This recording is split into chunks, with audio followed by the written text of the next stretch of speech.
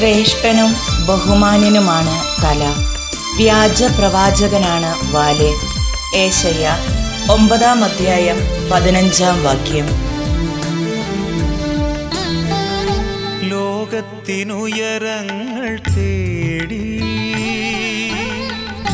നൽകാതെ നേടാൻ നടന്നു.